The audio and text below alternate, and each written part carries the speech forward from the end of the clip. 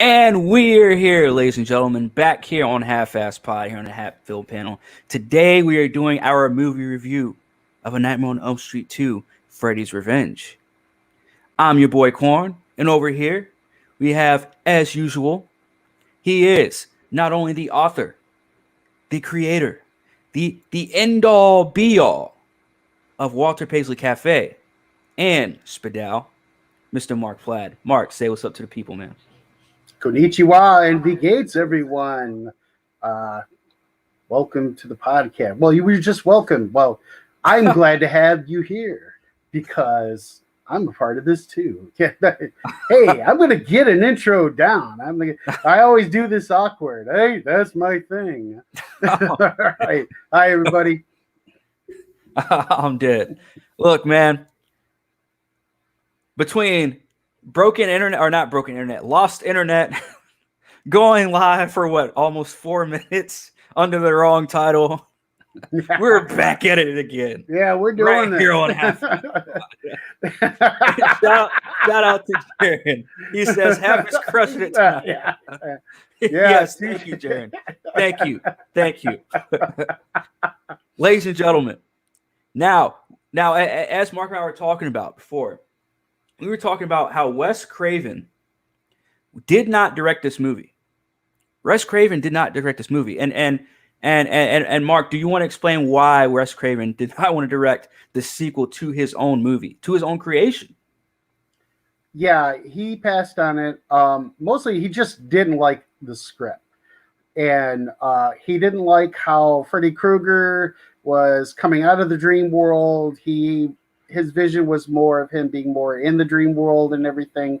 So he had some problems with that. It sort of missed his entire vision of who Freddy was and what Freddy was supposed to be and things like that. And he pointed to a particular scene that we're going to show that was one of the reasons why he found a lot of it just absurd, ridiculous, stupid.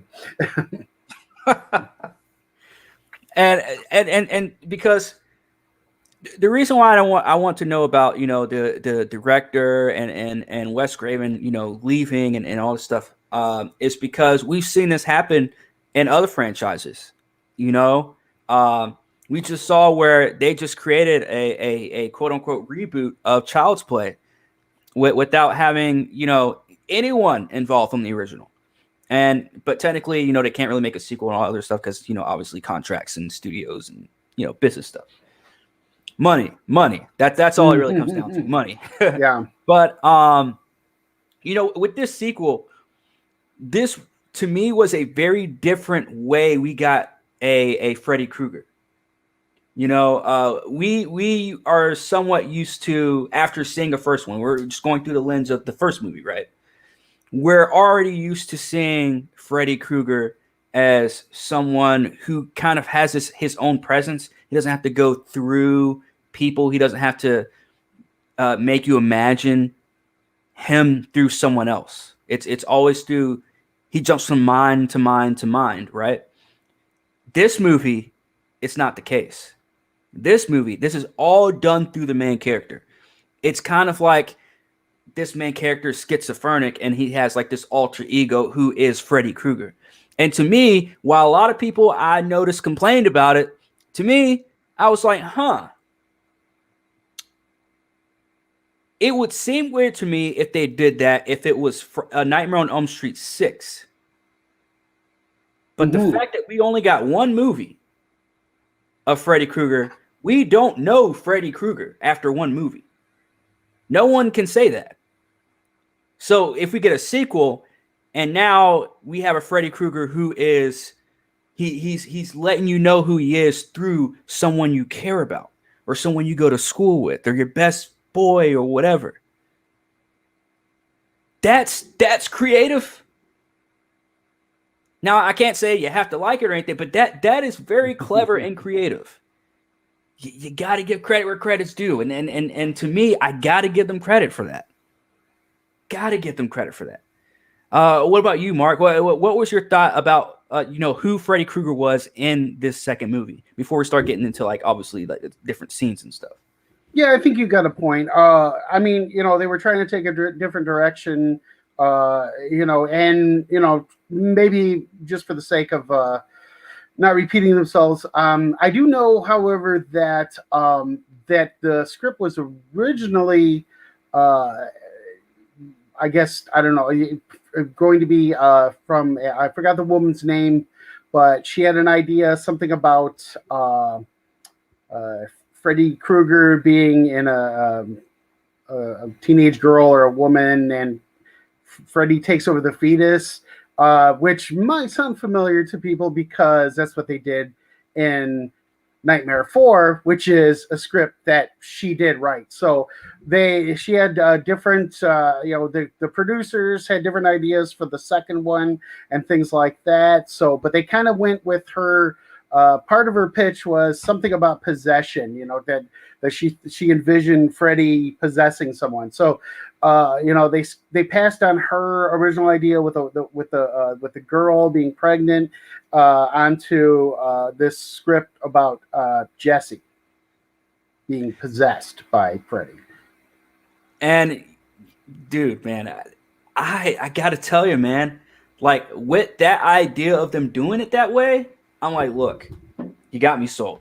Because once you think you know Freddy, which is what we all do after the first movie of any movie, right? We're told there's a sequel. We're like, we already know this character. I mean, look, they just officially announced that Joker 2 of the original of the Joker that we just got a couple years ago. And we're thinking we know this Joker character, right? We're thinking, so if they do something completely different in Joker 2, who's to say, oh, he wouldn't kill them that way. He wouldn't do. Well, we don't know. We only got one kill from Joker, pretty much. I mean, maybe three kills from Joker from the first one. You know what I mean? And it's the same thing with Freddy Krueger. Is A Nightmare on Elm Street the first one? We got a glimpse of what that character is. We may have got told their backstory, but we don't know everything they're capable of. And this movie opened the door to that. This movie said, hey, look, you think you know Freddy Krueger until we introduce to you and we tell you that, hey, no, you don't. That yes, he can make you think things are happening. He can be there and witness you telling this person don't fall asleep, and they say, hey, fuck you, I'm going to sleep anyways, like old dude did. Yeah. Like he didn't listen to a damn word he said. Like all of this stuff is happening in this movie. And you're like, wow, I did not know this is what Freddy Krueger was capable of. And now, before we get into Freddy Krueger, we need to know who this antagonist is. And let me tell you something, dude. This main character, man. Now, I knew nothing about Mark already knows this, but to the people that didn't watch our first review of the first movie, my thought process on the main characters happens as I'm watching the movie. I knew nothing about this main character. I knew nothing about Patton or anything like that. All I knew was that, okay, there's a male lead in this movie. All right, I mean, we might be able to see him, fight off Freddy. I don't know, something cool, right? Are we gonna get an interesting, character, lead character in this one, kind of like how we got in Nancy, got from Nancy in the first one?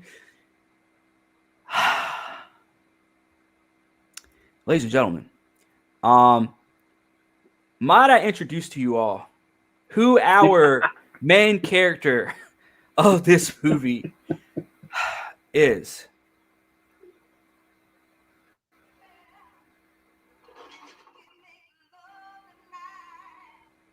How do you like that?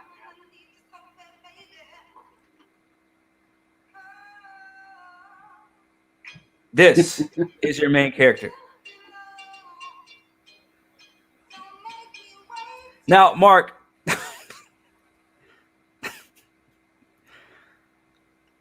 when you watch this movie and you think, who is my protagonist?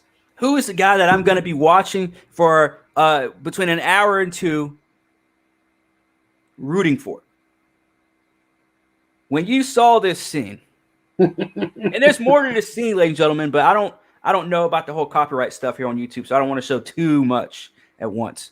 But when you watch this scene, what is your thought process when it comes to this antagonist? Are you still rooting for him as much as you were probably at the beginning of the movie after that first scene with the bus?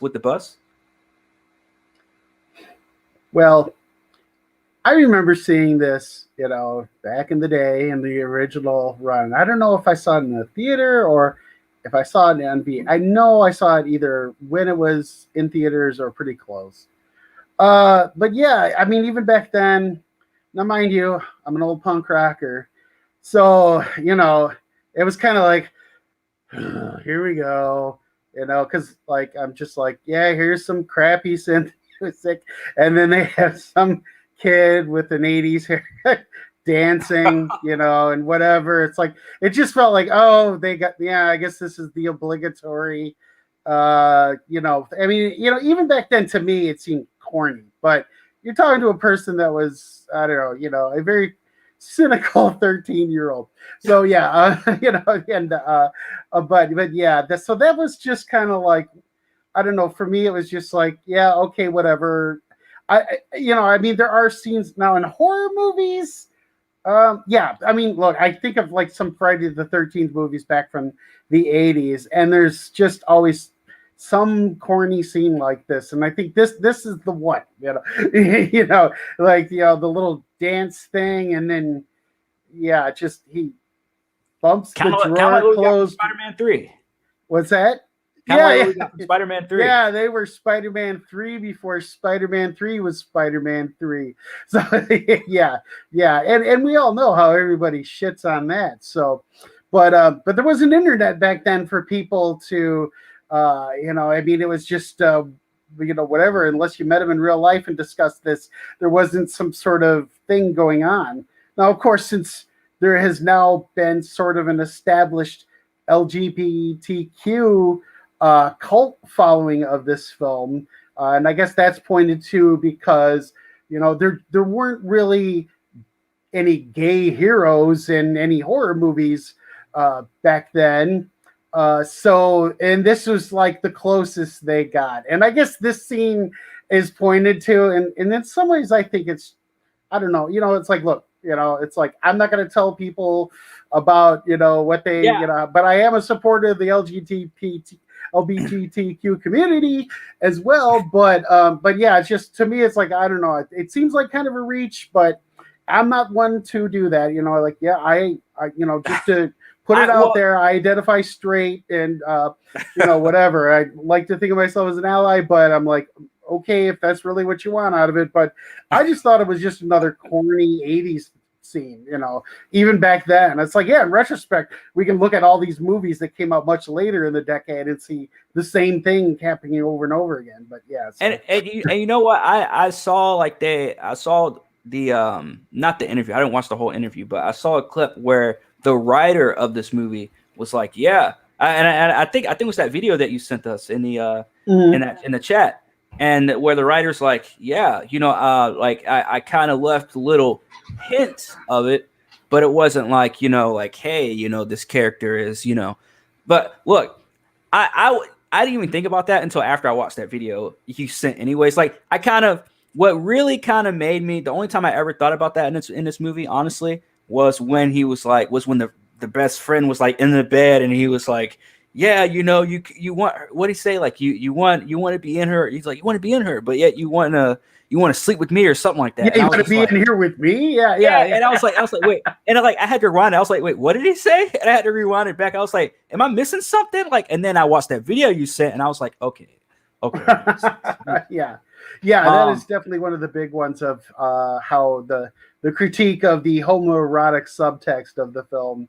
That scene is probably one of the primary scenes. And then, of course, I don't know, I wouldn't call it subtext. The coach, being at the S&M bar or whatever. And yeah, that's pretty blatant. Yeah. Yeah. Look, man, this movie had all. I was here for this whole movie, and Mark, this might be another controversial statement.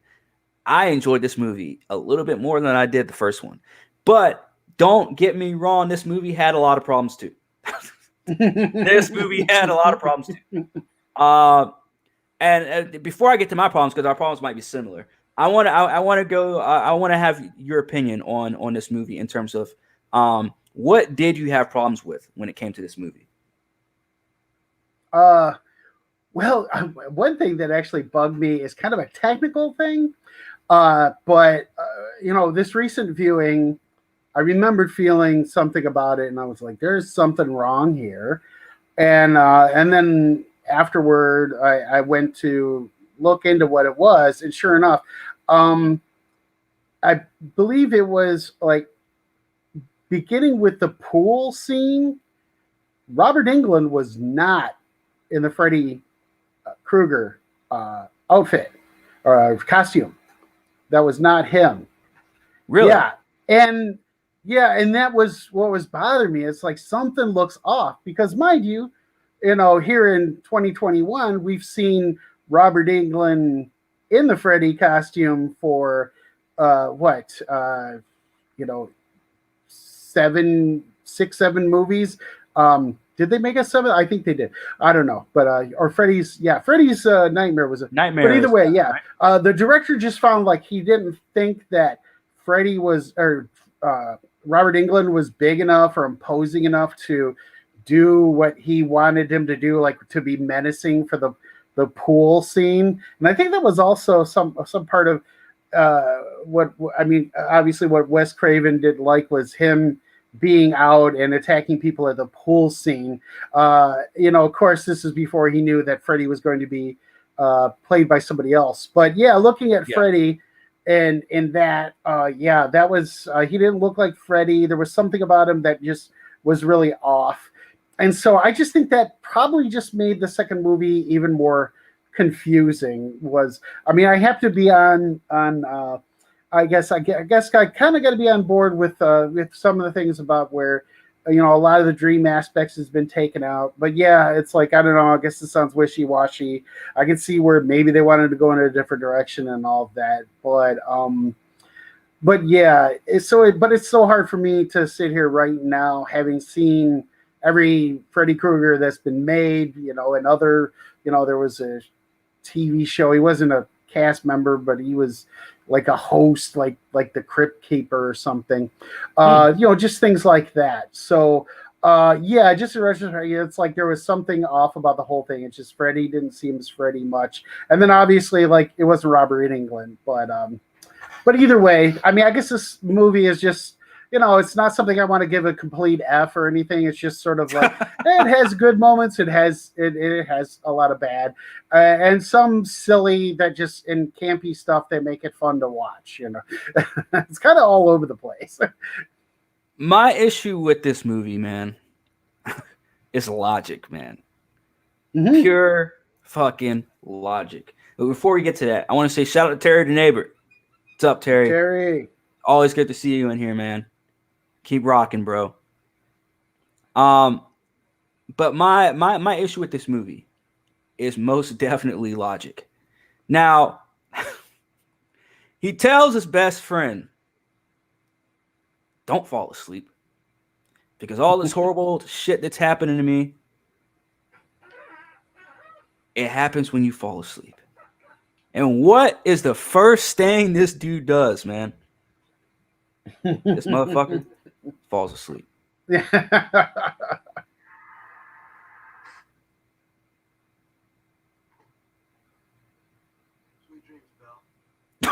Really? He told you not to fall asleep. Oh yeah, and he doesn't just drift off. He prepares himself to sleep. Yeah. Now, fam, to me, who the fuck writes their shit like that? Now, again, I'm not here to tear the writer apart or anything. This isn't supposed to be some super duper logical movie. It's a horror movie. But at the same time, it's just like, man, fam, come on. That's just lazy writing. Don't fall asleep. Well, And you write the character to like legit, like, come on. Now, maybe to get better, I would hope they get better with trying to come with creative ways where characters try and stay awake as this series or franchise goes on. I guess I'll find out because I'm so intrigued to see the next one now. But and I love when shit like this. I love binge watching franchises. It's so much fun. It's the same thing as binge watching like a whole series. But yeah, man, like it's just scenes like that kind of took me out of it. Where I'm just like, why the fuck would you just like your friend who clearly just admitted to like 2 murders tells you, look, man, I committed these murders because I fell asleep and this shit happens, whatever. And whether you think they're psycho or not, you're just gonna fucking fall asleep. Just like that? Like, come on, man. Yeah. Go ahead, Mark.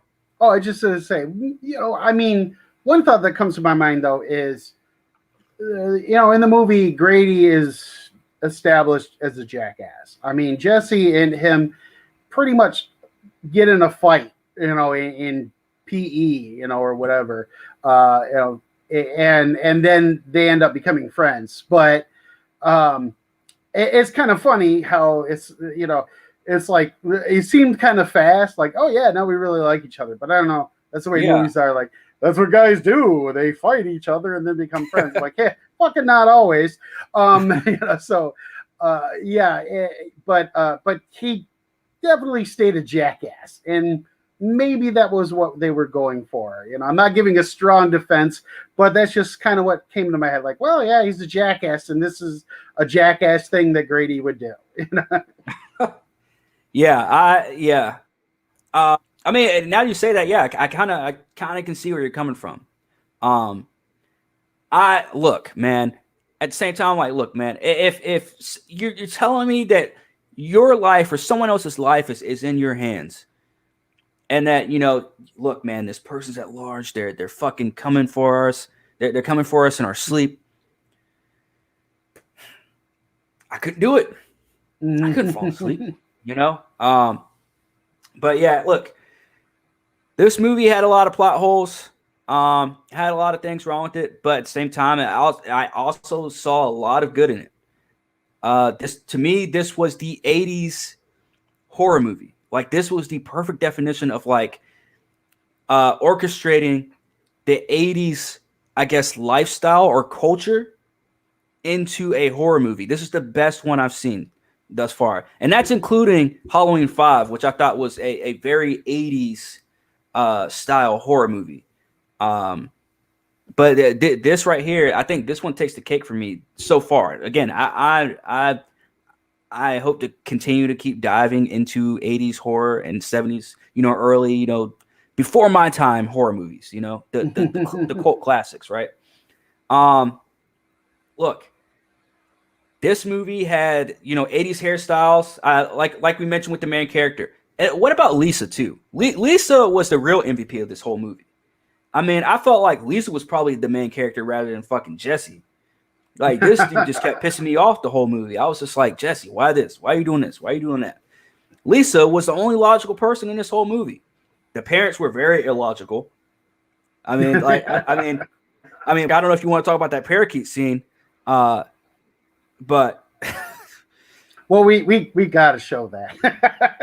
Oh my God. Yeah, I mean, because especially while you're talking about 80s movies, it's kind of like, I don't know. I mean, it fits in with the decade in a way, as absurd as it is. But before I talk about it further, I think people should see it.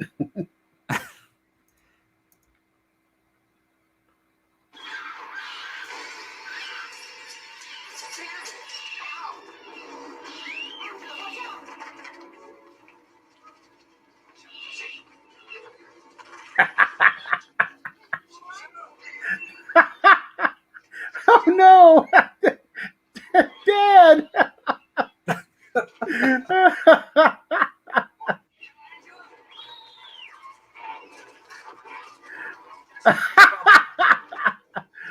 Oh man. Yeah. Mom gets the broom, like, yeah, I ain't having it. But yeah, there you go. Oh wow. So I mean, they really committed to that scene, man. I mean, I want to know how long it took them to make that shot. You know, I mean, there's a lot of camera angles in it. There's a lot of, I mean, how many takes did they do? Oh yeah, a bird. I don't know. One thing I thought is this like the canary in the mine thing? Like, this should be the warning. Like, this is the what's the word I'm looking for? Not the omen or the harbinger, whatever, of doom. The canary, literally, dying in the cage. that parakeet scene was very. It was weird, man. It was weird. I have no words for it. I have no words for it. Because again, I'm still wondering about Freddy Krueger, and I'm like, does stuff like that continue to happen throughout the franchise? Wow, I don't know if memory serves as well. I mean, I only remembered this scene, and you would think there would be quite a memorable scene, but I mean, it's been a long time. So, but yeah, I only remember the scene upon seeing it in my recent viewing. But yeah. And, like I said, a lot of the movies do go through the 80s. So we're probably going to get some that might compete with this. I don't know if it can be outdone in its absurdity, but who knows? We've got a few movies to go. Outdone in its absurdity. I like that. Yeah.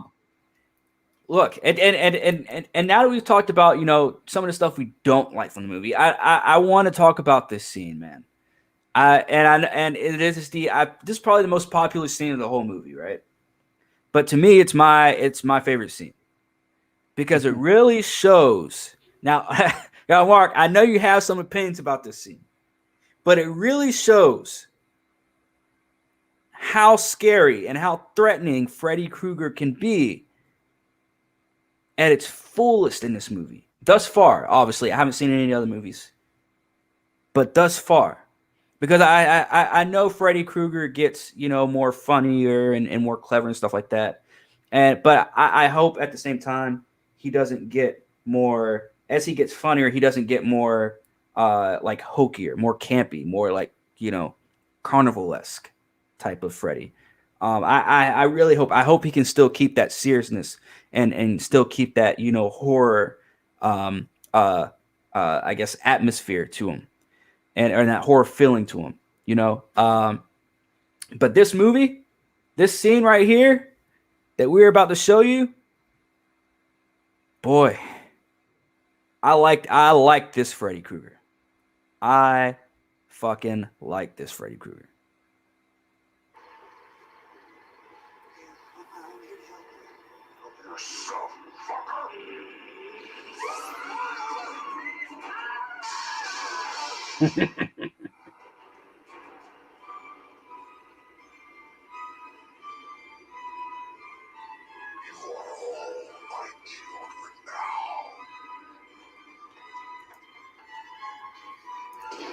So, I want to say something about that scene.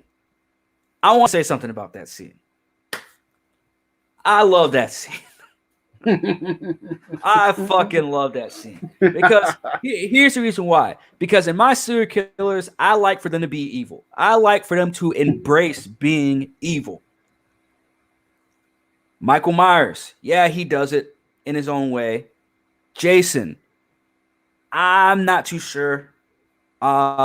Leatherface, of course. But Freddy Krueger, man. I forgot Chucky as well, obviously. But Chucky and Freddy are, because they talk, obviously. Everything's always working against them, right?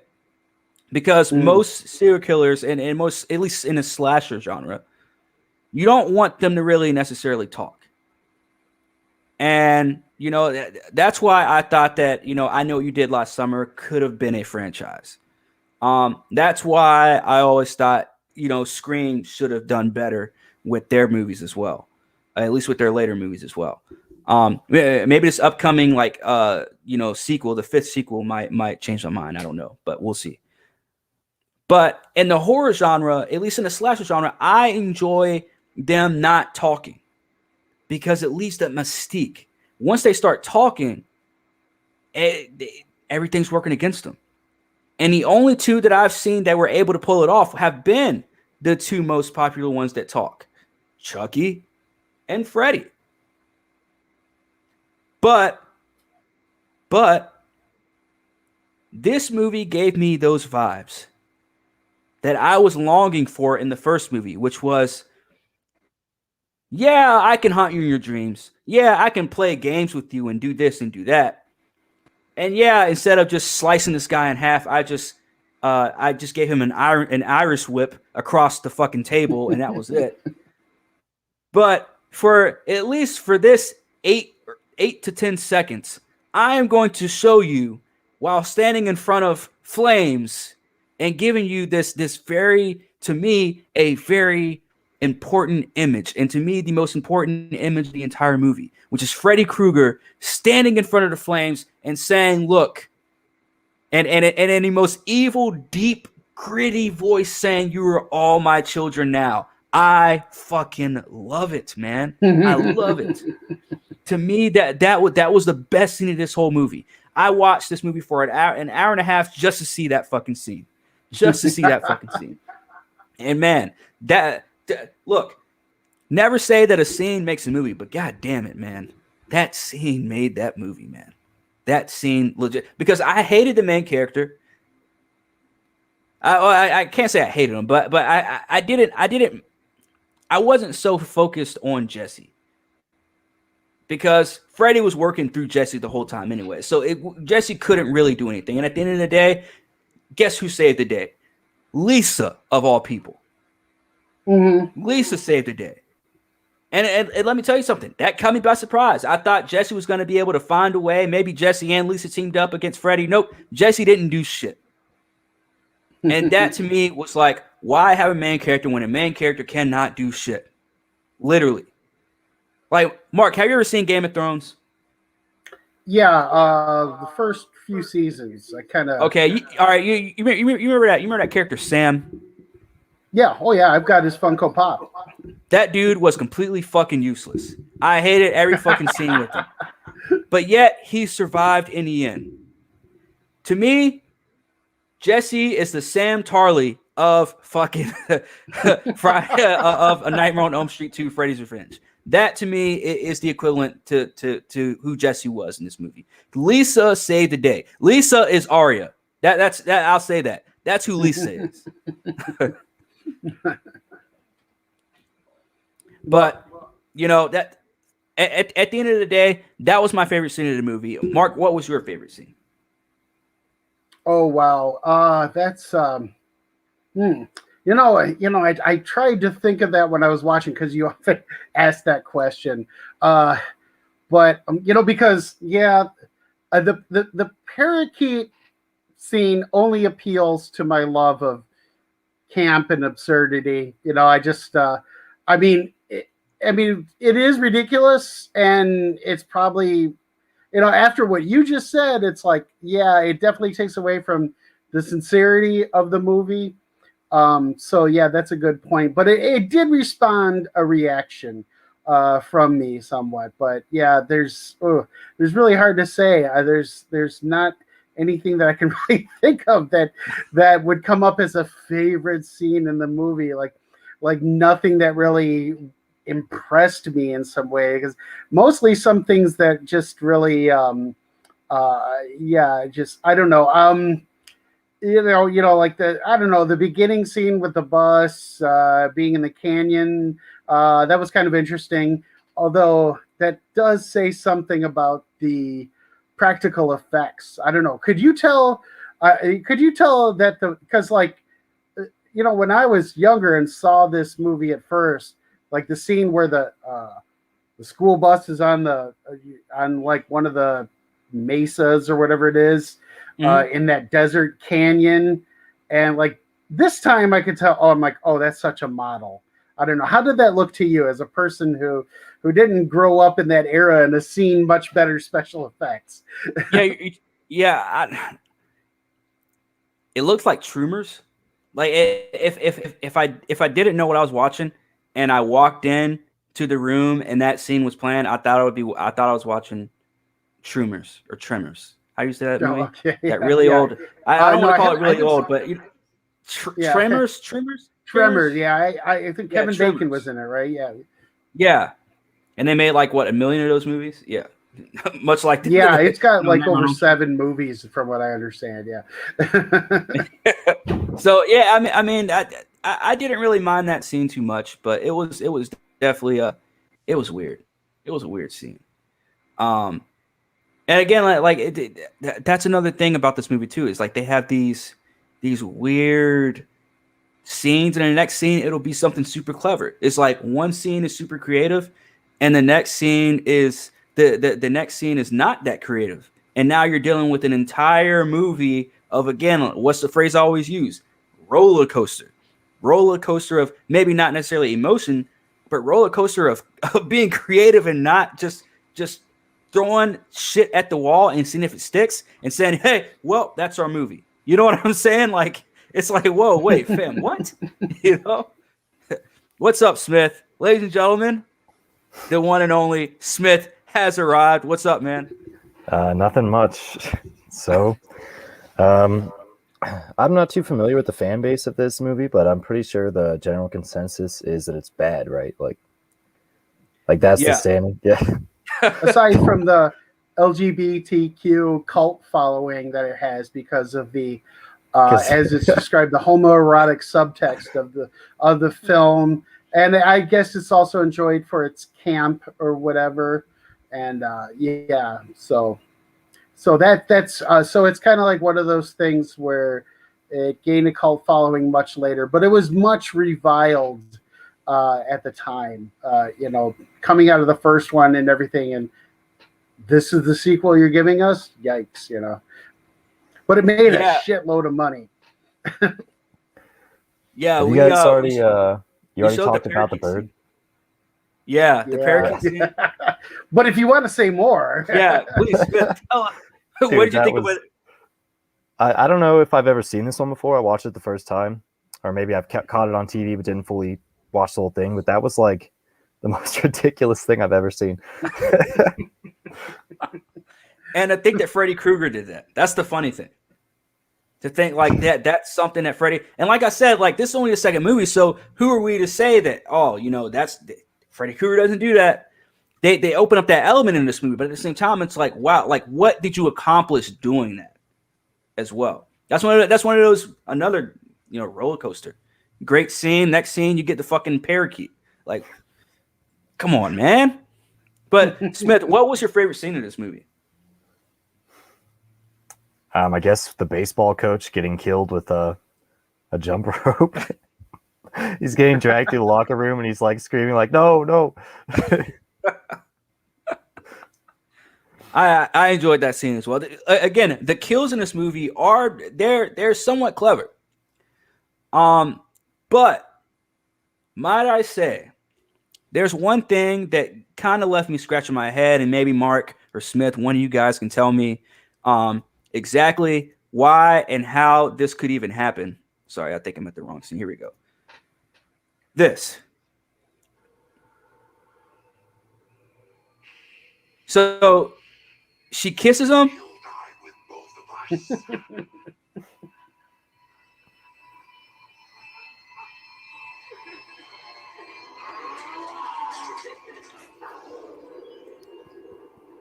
All right, so question. Pause this. She kisses him, and apparently Jesse just pops out of nowhere, and he's just covered in Freddy's. I don't know what the fuck that even was. How did that happen? How did that happen? It was the power of love. She killed him. Yeah. Which is pretty lame, but that's what happened. Yeah, I mean, that's such a trope. I mean, and it's like, yeah, I know it was. Gosh, what year was this movie? 86. I don't know, 85. but even by that time, it's like we've seen this before. Oh, I know you're in there. I know the real you is in there. I know you can. I can bring it out. I can. And then of course, yeah, kiss, and this said, yeah, the power of love. Because everybody loves love. I agree, man. Like this is awful, man. Like I try to save this movie. I try to give it every chance I can. I try to give him that iconic scene. Smith, you missed it when I showed the iconic scene, but where Freddy's standing in front of the flames and he's like, "You're all my children now." Like that's my favorite scene of that movie. And that's honestly my favorite scene of Freddy Krueger thus far, period. That's including the reboot movie that Mark, I know you hate really so much. But this movie kind of opened me up a little bit more to Freddy Krueger, which is why I enjoyed the movie throughout the entire movie. It was still like a roller coaster of like plot holes and shit like that, and just non-creative, and then creative idea or clever idea to kill someone, and then now you're back to fucking blowing up parakeets and shit. So this movie did a lot. It did a lot for me. As much as all the negatives kind of weigh out with the positives in this movie with me. Smith, what about you? What were your thoughts about this movie overall? I mean, did you guys talk about the ending? A little bit. I don't know. Yeah, maybe I missed something deeper going on there, but like the whole thing with the bus, and then it's so stupid. I'd say the most redeeming factor of this for me is Kim Myers, the lady who played Lisa. Mm-hmm. Yeah, they gave her a lot of screen time, thankfully. Yeah, because this main character was awful, man. Awful. I could not root for this kid. I really couldn't. And I was like, this is our protagonist.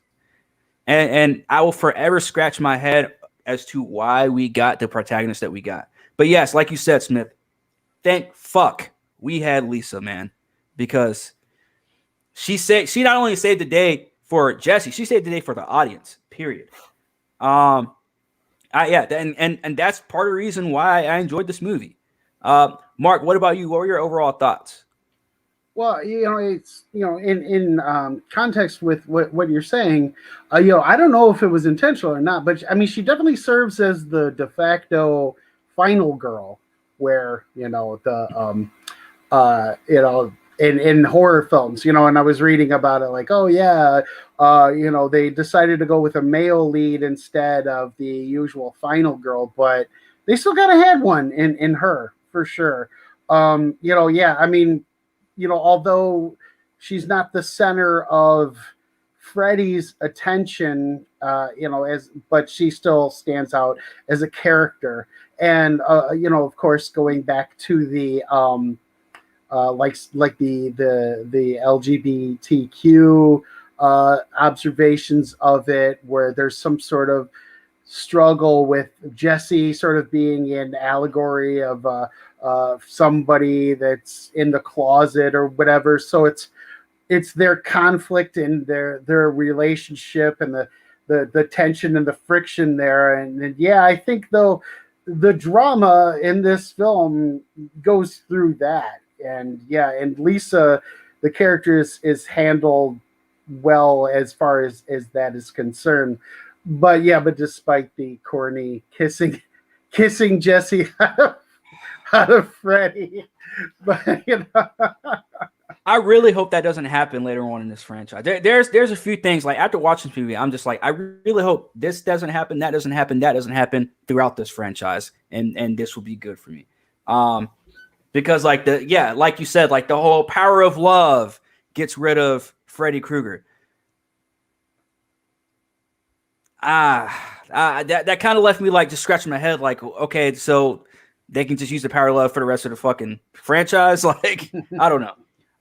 Well, as I understand it, Nightmare 3, which is the next one coming up, and you haven't seen that. No. That's regarded as one of the best. However, I think as far as like critics and the cult following goes, I think Freddy versus Jason is up there. If not tops number 3. Either way, I agree. That was the first number one I 3 is a watched. really good one. What's that? That was the first one that I watched too. Was Freddy versus Jason. That one, and then the reboot were the only 2 things I saw of Freddy Krueger until I watched the first one. What, a month ago we watched it. So, yeah. So like Freddy's starting to grow on me a little bit. Yes. Even though, like you said, like the first half of this movie, it was not Robert Englund, which again, I did not know that until you said something. Yeah, that was not Robert Englund kissing her. I mean, if you watch that scene again, and like I said, when I saw it, I was like, what is going on? Freddy doesn't look like Freddy. And then I found out, after the film, it's like, that's why. I mean, it was a weird, I don't know, maybe it was just because the costume was made up for him or whatever, but from what I understand, Freddy's appearances because I think Robert Englund was Freddy in a couple of scenes, but they wanted him to be more imposing for the pool scene. So from that scene onward, it's a different actor in the costume. And I believe the voice was overdubbed by Robert Englund or whatever, but he does sound, I don't know, like he might even sound a little different, but that might just be me like retrofitting it or something. I don't know. So as we're winding down, I want to ask you guys about your grades on this movie. And I know you guys aren't going to hold back on this movie at all. Smith, I want to ask you first, what is your grade on A Nightmare on Elm Street 2, Freddy's Revenge? Well, probably not as bad as your guys's. I mean, I think as far as slasher films go, it hit all the marks, right? You're going this, you're going to see people die. The other problems with it, I mean, the one thing I'll give it credit on is that it was interesting not being on a camping trip or like, however else they start these usually. It was a kid who moved into a new house. They did do the whole, house is sort of haunted thing, which was lame, but, it almost got there. So I would give it a C-. Yeah. Okay. All right. Mark, what about you? What do you get this movie? Well, I am not going to pretend that there's no. What I'm trying to say is that I'm going to grade this given on the context of having seen all the movies. I am looking at this through the eyes of someone in 2021. Admittedly, I would have given it a higher grade after I had first seen it.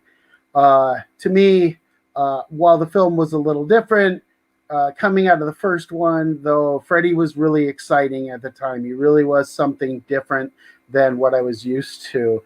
But in the context of the other films and those things, it's pretty average in a way, but it's still Freddy. So it's kind of like I still have an affection toward that character. I mean, I almost literally grew up with him. So I would say C+. C+. Wow.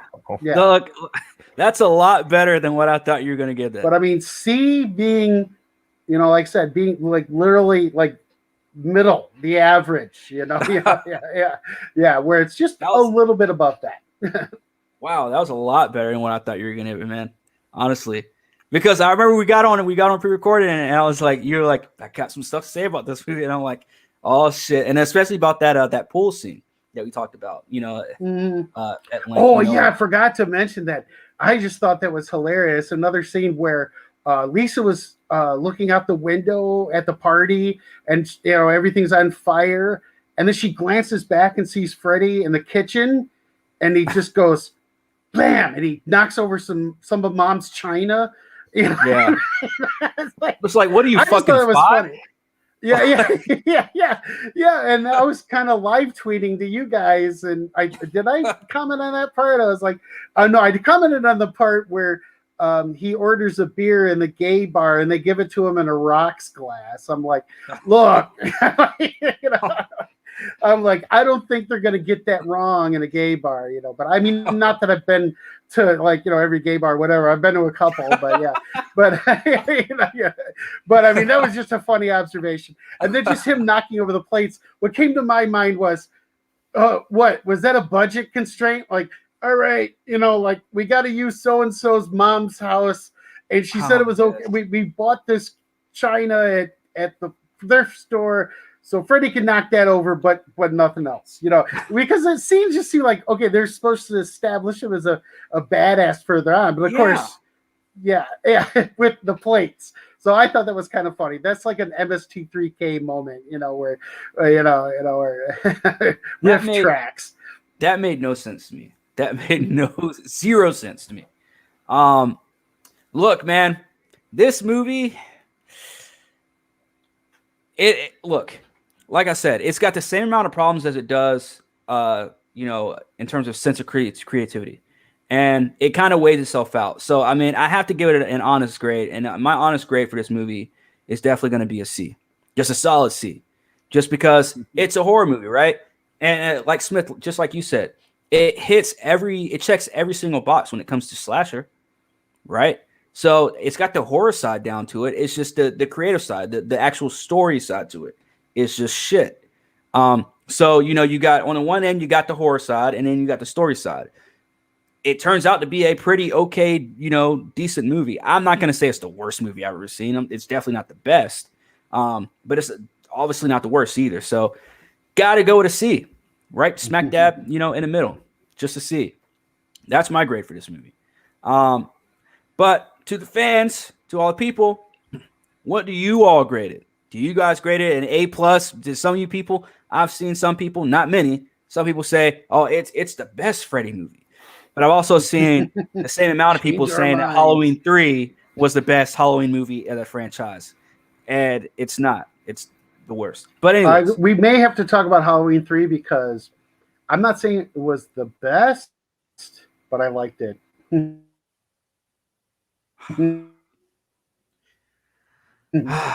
Oh, man. I like Halloween 3. Can't believe it, Mark. Can't believe it. But maybe we can make another Ragnarok debate out of that. Oh hell! But yes. Look, is there anything else you guys want to say about A Nightmare on Elm Street 2? I guess like 47 minutes in, when the paperboy drives by and just throws it at the wall. He doesn't even aim for the door. It's like a 2-second thing. Oh my god! I'll say this about the ending, about like these cliffhangers. It was better than the first movie's cliffhanger. I mean, Mark, would you agree or would you disagree with that? I was just thinking about how I didn't like the end. Because I thought it was a little too similar to the first one, where he goes, and I'll admit, once again, I'm sort of being meta on it. I guess maybe it was taking me out of the movie because I was like, okay, this was 80 something. Did they really drive a school bus out into the desert like that?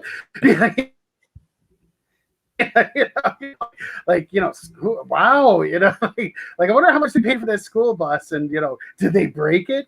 So yeah, but yeah, it was just kind of like I don't know. They went back to the beginning, shtick with him and the butt, but I mean, I don't know. It's like, yeah, it was just another one again, where you saw it coming.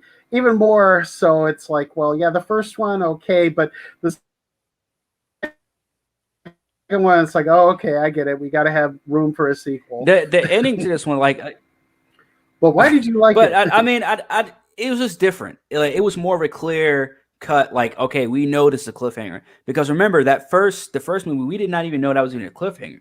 We're like, whoa, wait a minute, this whole shit sort of passed remember the cliffhanger was 3 or 4 minutes long. Remember that? That was a long ass fucking cliffhanger from that first one. This one was different. We clearly knew it was a cliffhanger. That's the only reason why I like that cliffhanger. I mean, because I'm right there with you, in terms of what it was and how we felt about it, but the way I felt was just that, look, at least we know it's a cliffhanger.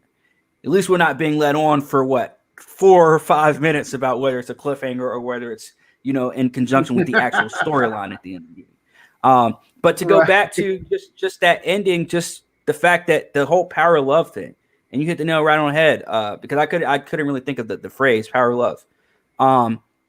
That's pretty much what Beauty and the Beast was. That's what it was okay, we're gonna kiss, and then now you're no longer Freddy Krueger.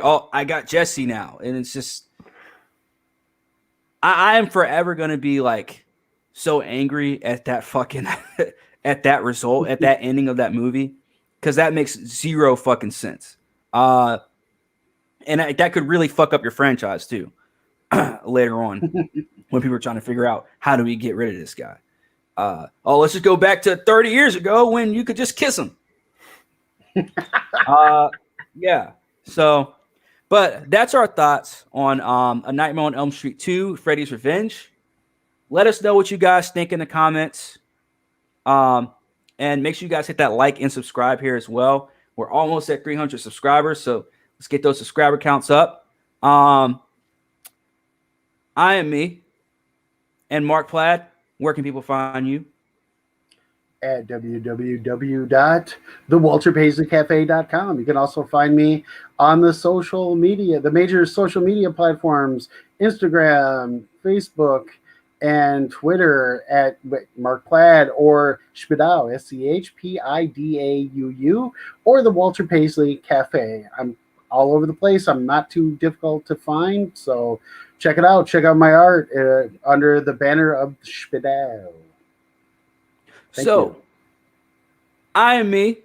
This is Mark Plaid, and this is Smith with the HAP Film Panel, and we are actually coming back to you guys here in a few minutes to have our actual HAP Film Panel episode as well. So, again, our triple header does end tonight with finishing it off, talking about the Eternals and talking about Craven coming back as well. Yeah, we got some stuff to talk about tonight. But make sure you guys stay tuned here on the HAP Film Panel on the HAP channel here on YouTube, because we will be right back at you here in a few minutes. HAP